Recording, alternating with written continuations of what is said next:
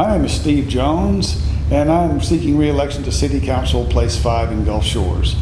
I moved here about 35 years ago after chasing a hotel career in Alabama. I've worked in cities like Montgomery, Auburn, Ozark, Birmingham, Guntersville.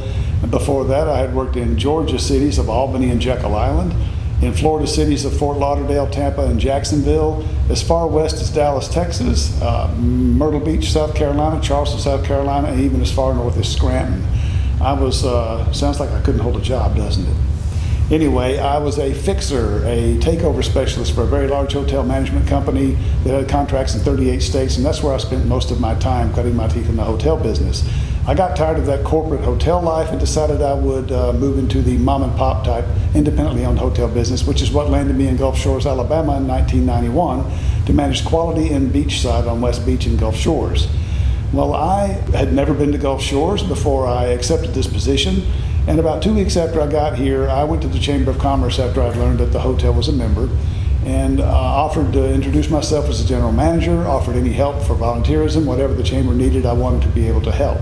Well, they took me up on it. So that was many, many years ago. And the hotel was a very active member of the Chamber. We had business after hours events there. And what that did was it really got me introduced to the community in a great way. It didn't take long after I moved here to realize that this is where I think God was supposed to put me, because I was able to start looking for something that I didn't know I was seeking, which was a life outside just being a wage earner. There was a way I could give back to the community.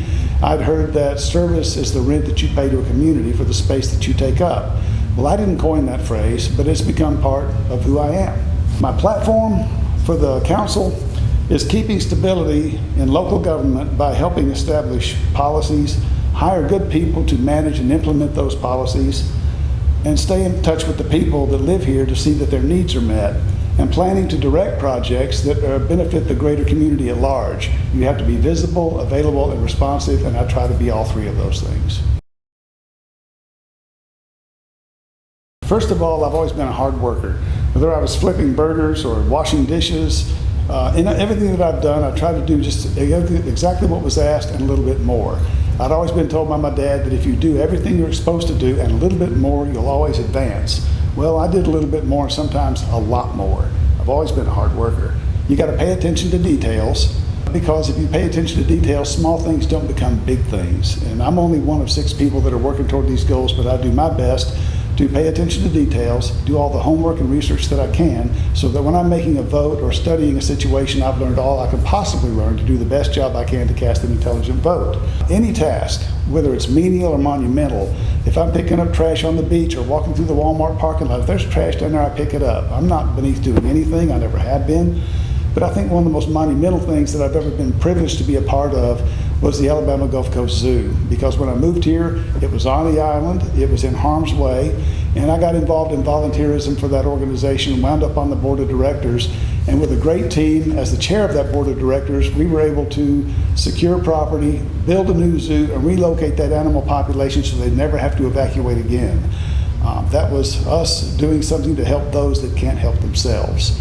We helped evacuate that zoo twice for storms when we moved all the animals inland. That had never been accomplished in North America from any zoo, a full-scale evacuation. We did that twice down here.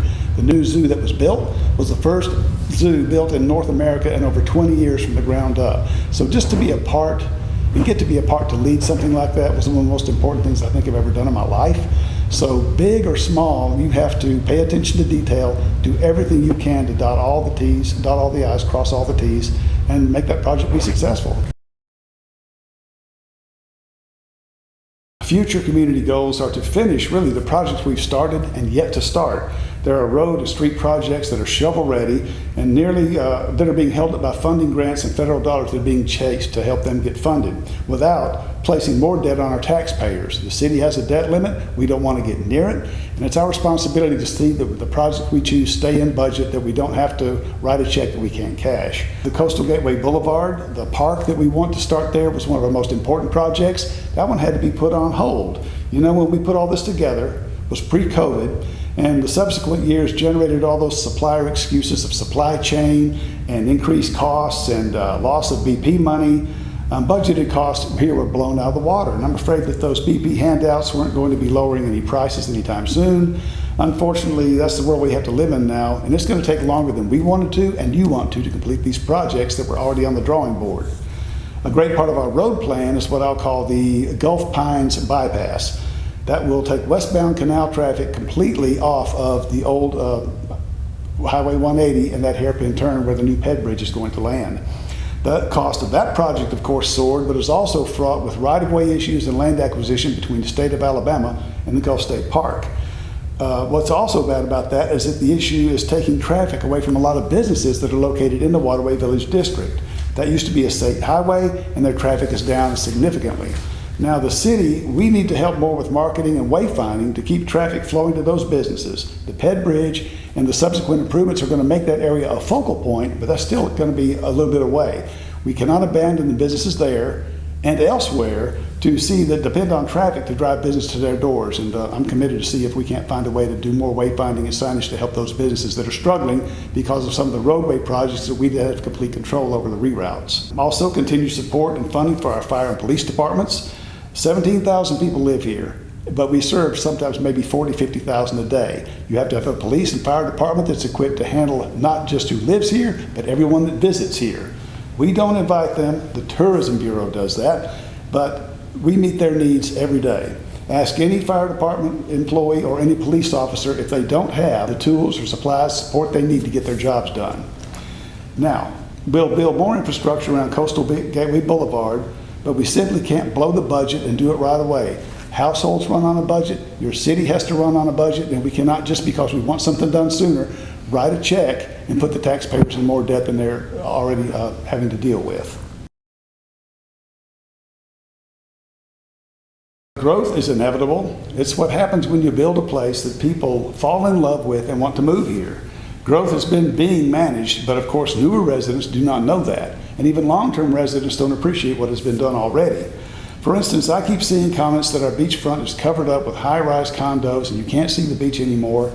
Well, if you travel on West Beach Boulevard West, you'll see a marked decrease in condominiums. Now, years ago, we were approached time and time again by developers to upzone West Beach past Little Lagoon Pass. We'll build more condos, you'll have more inventory, there's more property tax.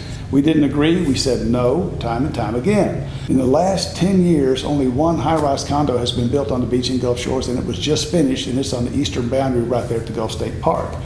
There have been a number of cottage subdivisions built in the beach area. These are low-rise, low-density projects that are less than half of what could have been built on those properties.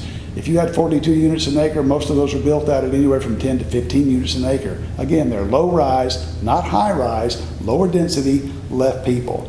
We also, some years ago, instituted some zoning changes on the north side of Beach Boulevard that cut those densities way back too. If you had 42 units an acre, you might be allowed 15. So density change, density reduction, zoning changes, and reduction in what's allowed has been going on for years, but newer people here don't know the work that's already been done. Now, property owners have rights too, and to simply wave your hand and say, no, you can't do that, or downzone their property to the point of economic harm is only going to result in indefensible lawsuits that will drag on for years, cost millions of dollars, and I don't think that that's the best way to spend taxpayer money. You may stop growth, but what are you going to do to your city finances in the meantime?